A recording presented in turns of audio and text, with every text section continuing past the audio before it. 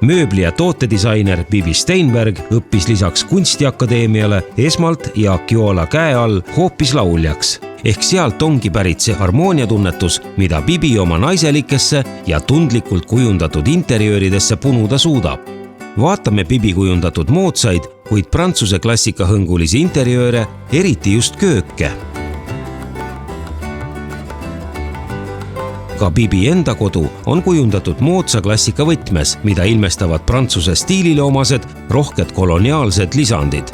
Juba 8 aastat tagasi loodud kodus on köök kodu südameks ning aeg on selle küllusliku, kuid samas praktilise lahenduse proovile pannud. Kas leiame siit praegu midagi, mida tagasi vaadates oleks võinud teistmoodi teha?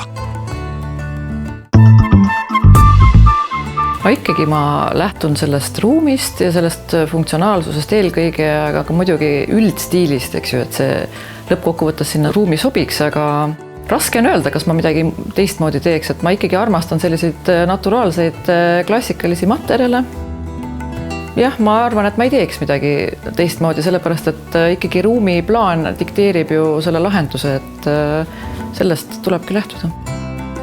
No oma köögiga ma olen väga rahul selles mõttes, et materjalid on head ja tugevad ja ei ole põhjust esialgu välja vahetada, et ma loodan, et vähemalt 5 aastat elab veel. Disaineri isiklike eelistuste järele kujundatud kodust edasi liikudes vaatame interjööre, mis valminud tellimustöödena, näiteks Katariinentali kohvikud. Katariinentali kohvikuga Kadriorus siis oli pigem see teema, et maja on ju vana ja ilus, aga ruumi on seal suhteliselt vähe ja oli vaja väiksesse ruumi päris palju ära mahutada, et kõik see profitehnika, külmletid, külmasahtlid ja kõik muu. Kondikava tuli päris tükk aega nagu mõelda, et see loogiliselt ära mahuks ja siis ka veel sinna see ilu ja kõik muu nagu kokku kõlaks. No teisel korrusel on siis selline a la carte restoran, eks ju, kuhu külalised võivad mõnusalt istuma ja sööma tulla ja seal oli jällegi vaja nagu see kõik kokku sobitada, et seal on 2 suurt külmikut, millele me siis nii-öelda mööbli ümber ehitasime ja kõik need kassalauad ja ka suur riidekapp, kuhu kliendid oma riided mugavalt saavad ära paigutada. Sellest kõik lähtus ja selle kontseptsiooniga ma nagu kokku panin.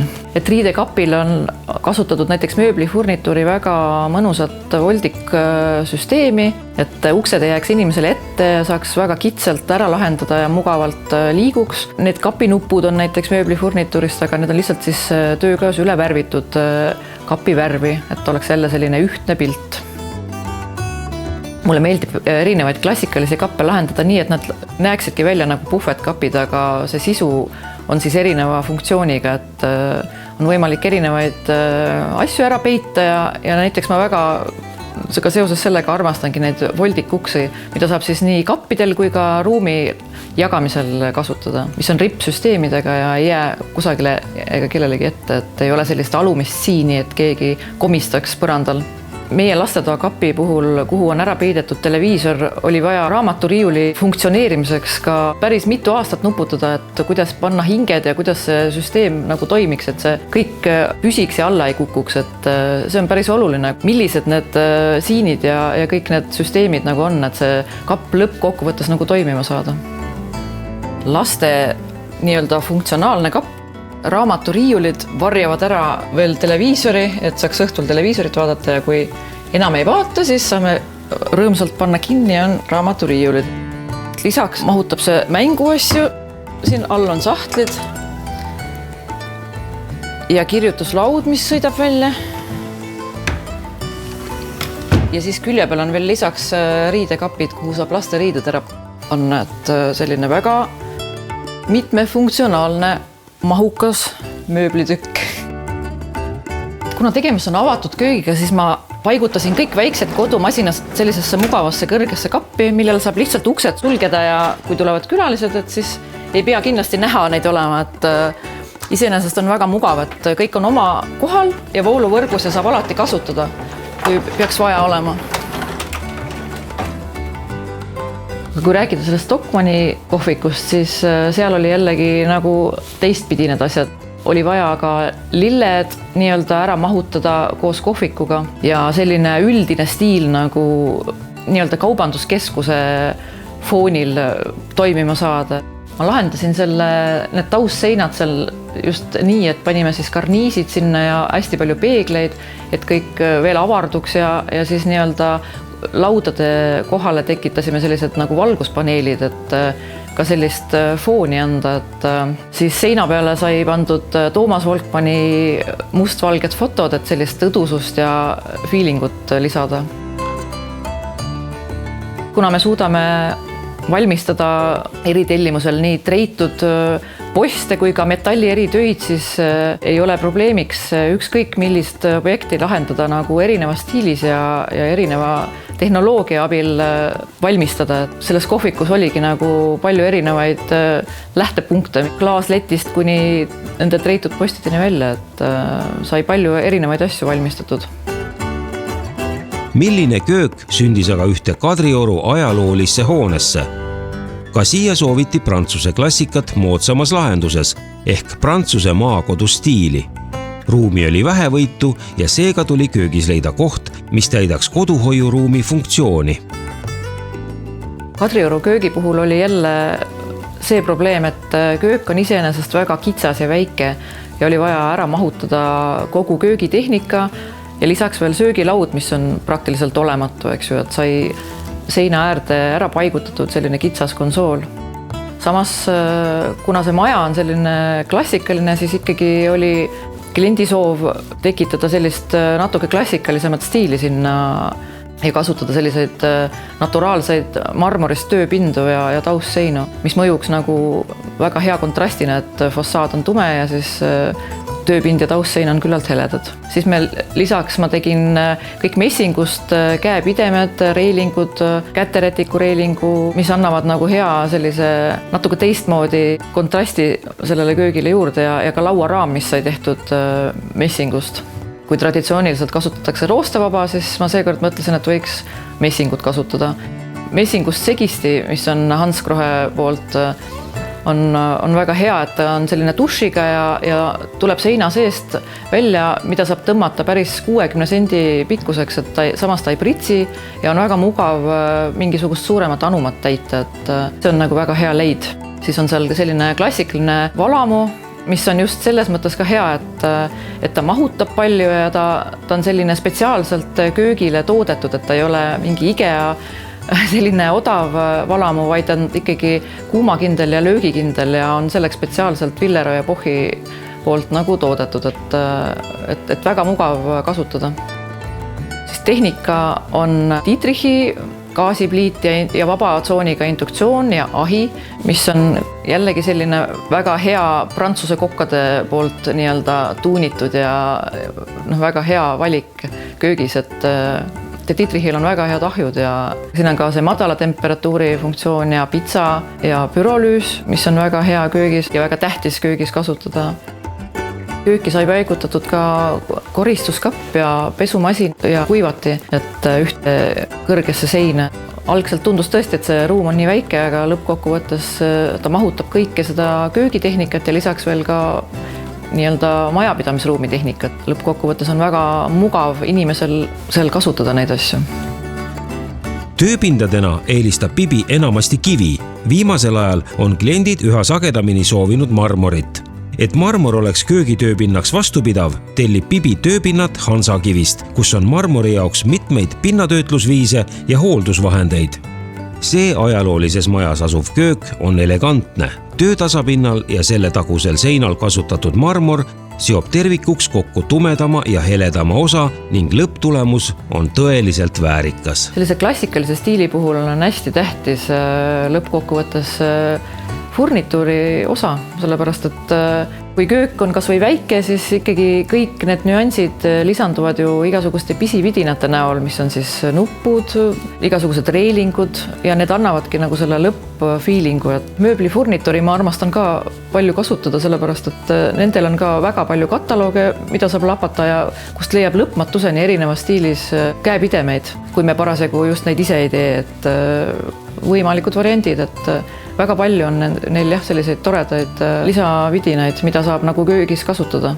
Alates paberihoidjatest ja lõpetades maitseaine reelingutega või mingisuguste sahtlisisudega. Mööblifurnituuril on lisaks nendele köögividinatele ka väga palju klassikalisi hingi ja sellist sobivat furnituuri, mida saab kasutada alates siis tõesti kapihingedest ja lõpetades kõige muuga. Igas köögis on tähtsal kohal ju pistikud, et samamoodi nagu tehnika on tähtis, on ka väga palju pistikuid, mida kasutatakse. Et tore on, et Silmonil on selline klassikaline sari, mis sobib ilusti selle klassikalise köögistiiliga kokku. Järgmist kööki iseloomustab selle tööpinna tavalisest suurem sügavus. Lai kvartsist töötasapind pakub rohkem ruumi sellel toimetamiseks ning kapid on oluliselt mahukamad. Harkujärve kodu puhul oli jällegi see probleem, et maja ise on vana ja köök on suhteliselt väike ja oli vaja ühte seina ära mahutada võimalikult palju ja tekitada juurde tööpinda. Sellepärast ma lahendasin sellise seina ääres oleva saare näol selle köögi. Tööpind on meetri sügavune, aga tagumised lahtised riiulid on siis kohati suletavad lükanduste näol, et sa saad eest ära panna kõik, mida parasjagu vaja ei ole ja esimeses frontis on sul võimalik nagu väga mugavalt hakkida, töödelda ja süüa teha, et mahub hästi toimetama. Üks suur lemmik on kindlasti Blumi furnituur, mis laitmatult toimib. Sahtlid on piduritega, uksed on piduritega, on võimalik erinevate raskustega sahtlitele panna 30 või 50 kilo kandma. Sees on põhjamatid, hinged on ülihästi millimeetri täpsusega reguleeritavad. Blum on kindlasti maailmas number 1 furnituur, et annab garantii 10 aastat oma sahtlisüsteemidele ja hingedele, et väga soovitan. Siin on nüüd hästi näha, kuidas selline sügav tööpind mahutab kohe poole rohkem asju. Et kõik väiksed tehnikavidinad ja kõik nõud on võimalik siia taha ära panna ja eest jääb täiesti puhas tööpind, mis mitte midagi ei sega, eks ju, saad rahulikult toimetada ja saadki põhimõtteliselt nagu poole rohkem köögitööpinda omale juurde.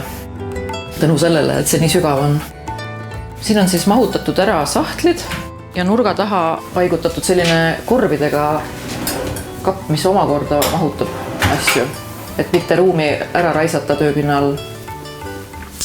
On väga mõnusad prügiämbrid, mis mahutavad palju. Minu lemmik Franke 40-liitrine ämber, kuhu tõesti mahub palju. Siis on nõudepesumasin ja nõudesahtlid. Väga mugavad selles mõttes, et põhjamatt on põhjas, pidurdab kõik sahtli pidurdus omakorda veel ära. Mingisugused vahejaotusi tegelikult lisaks ei ole vaja. Midagi ei kuku, võib panna kas või kõrgeid pokaale ja toimib suurepäraselt sisu maitseainete jaoks ära jaotada. Ja veel selline sügavam sahtel. Ja siin on lisaks veel sisesahtlid, kuhu saab hästi palju potte ja panna ahju alla väga mugavalt ära.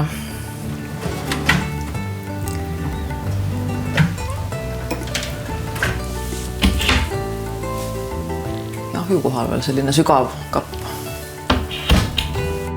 Segisti paigaldamise suhtes me oleme kasutanud sellist nippi, et see kang käib klassikaliselt külje peal. Me keerasime siia valamu poole, et kui sa kasutad seda siis, ja on märjad käed, siis see vesi automaatselt kukub siia valamusse ja ei lähe tööpinnale ega ei tee tööpinda märjaks, et selles mõttes väga mugav nagu niipidi seda kasutada. Ja kõrval on seebidosaator ja põhjaklapi avamise nupp. Niisiis, kui segisti selliselt paigutada, jääb ära pidev segisti ümbruse kuivatamine, mis märgade kätega vett sulgedes alati juhtub. Päris hea nipp. Franke kodulehel saab tutvuda ka teiste paigutusvõimalustega. Segisti võib asetseda väga mitmeti. Vastas on siis paigutatud ära suur külmik ja selline korvidega kõrge kuivainete kapp, kuhu mahub väga palju veel lisaks. Köögivalgus on siis LED-valgusena ära peidetud siia taha, et tööpind oleks valge ja lisaks on siis veel lakke pandud selline trossidega suundvalgus, et saaks objekte välja valgustada. Kuna lagi on selline spetsiifiline ja taladega, siis me ei soovinud nagu midagi süvistama hakata. Lahendasin sellise trossvalgusti näol, kus siis neid valgusallikaid on võimalik vastavalt 180 kraadi soovi korral keerata täpselt nii, nagu vaja on, et kõik objektid valgustuvad ilusti välja. Ja veel õhupuhastaja valgus, mis annab ka lisavalgust.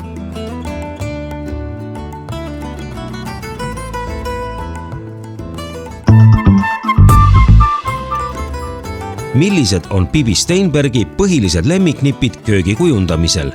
Pigem ma kasutan siis hästi sügavaid tööpindu, et saaks nii-öelda saare seina äärde tekitada meetri sügavused, 90 centimeetrit sügavad tööpinnad. Et need sügavad tööpinnad on kindlasti kõige mugavam ja praktilisem teha kivimaterjalist, kas siis presskivi või looduskivi näol, sest see on tõesti väga ilus ja väga laia valikuga materjal ja kindlasti kõige vastupidavam köögis.